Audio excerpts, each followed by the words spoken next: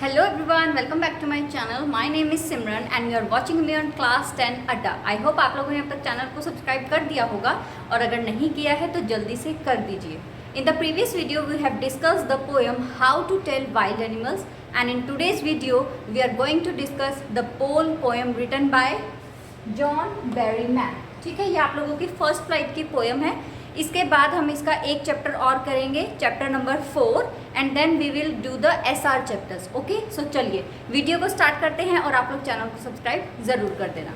सो इस पोएम में क्या है, सबसे पहले इस पोएम का एक ओवरव्यू देती हूँ. इस पोएम में क्या है, एक छोटे बच्चे की बात हुई है जो अपनी बॉल जो है वो खो देता है. कैसे खो देता है, वो खेल रहा होता है और उसकी बॉल जो है जंप करती हुई पानी में चली जाती है और जो हमारे ऑथर होते हैं वो उसको साइड में खड़े होकर देख रहे होते हैं. वो चाहते हैं तो उसकी मदद कर सकते थे, उसको एक और बॉल ला कर दे सकते थे या उसकी वो बॉल पानी में से निकाल सकते थे, लेकिन उन्होंने ऐसा कुछ भी नहीं किया. वो क्यों नहीं किया, ताकि उसको एक रिस्पॉन्सिबिलिटी फील हो कि जब हम किसी चीज़ के लिए बहुत ज़्यादा पॉजेस होते हैं या जो हमारी बहुत ही ज़्यादा मटीरियलिस्टिक चीज़ जिससे हमें बहुत लगाव होता है, अगर वो हमसे दूर जाती है तो हमें कैसी फीलिंग आती है और उन फीलिंग्स को ओवरकम करके हमें जो है लाइफ में मूव ऑन करना होता है. तो चलिए पोएम को लाइन वाइज स्टार्ट करते हैं. What is the boy now who has lost his ball? वो बोलते हैं अब वो बॉय क्या करेगा, वो बच्चा क्या करेगा. कौन सा बॉय, जिसने अपनी बॉल खो दी है. what is he to do, अब वो क्या करेगा. I saw it go merrily bouncing down the street and then merrily over there it is in the water. वो कहता है मैंने उस बॉल को खुद देखा है. merrily bouncing, बहुत खुशी से बाउंस करती हुई. यहाँ पर पर्सोनिफिकेशन यूज हुई है जब हम किसी नॉन लिविंग थिंग को ह्यूमन फीलिंग्स के साथ जो है रिलेट करते हैं. बहुत खुशी से वो बॉल जो है बाउंस करती हुई पहले स्ट्रीट में और फिर उसके बाद बहुत खुशी से वो क्या करती है, पानी में चली जाती है. नो यूज टू से, अब कोई फ़ायदा नहीं है ये कहने का, oh there are other balls, कि और भी बॉल्स हैं उस बच्चे को.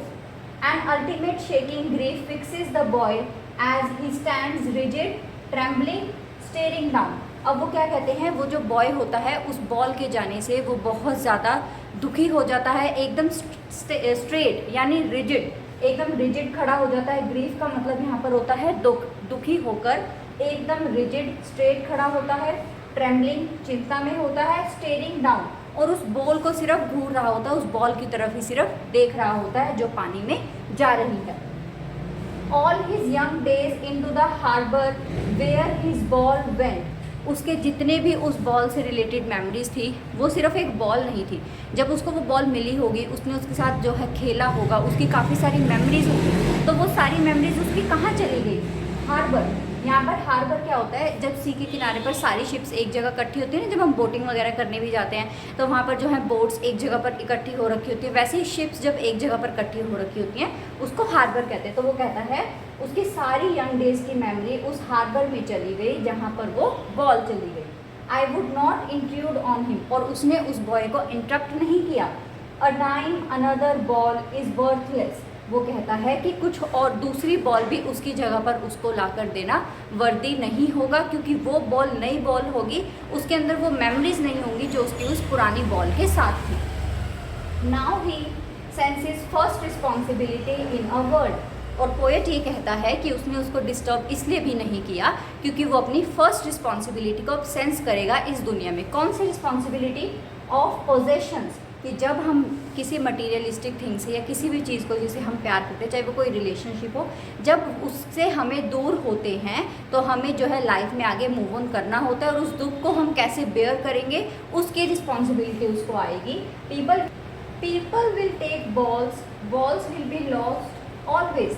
यहाँ पर वो हमें कहता है कि लोग बॉल खरीदेंगे और वो हमेशा खो जाएंगी. यहाँ पर बॉल का मतलब सिर्फ बॉल से नहीं है, हर एक उस मटीरियलिस्टिक चीज़ से है जो लोग खरीदते हैं और उससे उन्हें अटैचमेंट हो जाती है, जैसे कि इस लिटिल बॉय को हुई. And no one buys a ball back, और कोई वो वाली बॉल वापस नहीं खरीद सकता जिसके अंदर उसकी मेमोरीज थी, जिस बॉल के साथ उसने खेला था. मनी इज़ एक्सटर्नल, वो कहता है मनी इन सब में एक्सटर्नल है, बिकॉज मनी चीज़ें तो खरीद सकती है लेकिन वो किसी की मेमोरीज नहीं खरीद सकती. ही इज़ लर्निंग, वो इस इंसिडेंट से लर्न कर रहा है. Well behind his desperate eyes, उसके जो आइज़ जो बहुत डेस्परेट हैं उस बॉल को देख रही है कि ये बॉल जा रही है और वो कुछ नहीं कर पा रहा है, लेकिन वो इस चीज़ से सीख रहा है रिस्पॉन्सिबिलिटी। द एपिस्टेमोलॉजी का मतलब होता है नॉलेज। किस चीज़ की नॉलेज? ऑफ लॉस, कि अगर हम किसी चीज़ को खो देते हैं तो उसके बाद हमें कैसा महसूस होता है। हाउ टू स्टैंड अप, उसके बाद जब हम किसी चीज़ को खो देंगे उसके बाद हमें फिर से कैसे खड़े होना है।